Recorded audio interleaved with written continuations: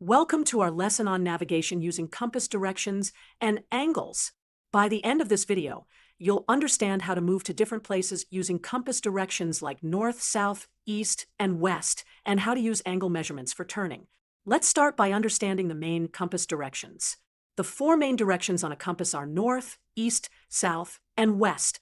We also have intermediate directions like northeast, southeast, southwest, and northwest. These directions are exactly between the main directions. Now, let's talk about how to use angles for turning. When navigating, we use angles to indicate how much to turn. A 90-degree turn is a right angle or a quarter turn. A 180-degree turn is a half turn, which means you'll be facing the opposite direction.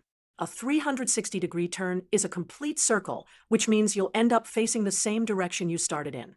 And a 45-degree turn is half of a right angle, which would point you toward an intermediate direction.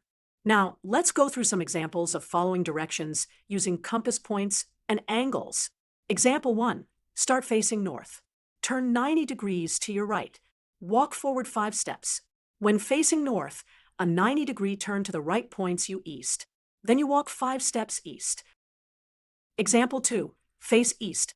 Turn 180 degrees to your left. Walk forward 3 steps.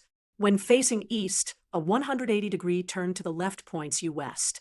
Then you walk 3 steps west. Example 3. Start facing south. Turn 45 degrees to your right. Walk forward 4 steps.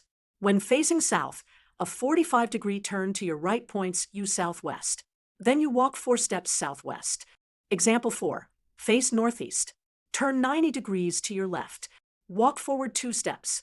When facing northeast, a 90-degree turn to your left points you northwest. Then you walk 2 steps northwest. Example 5. Start facing west. Turn 360 degrees.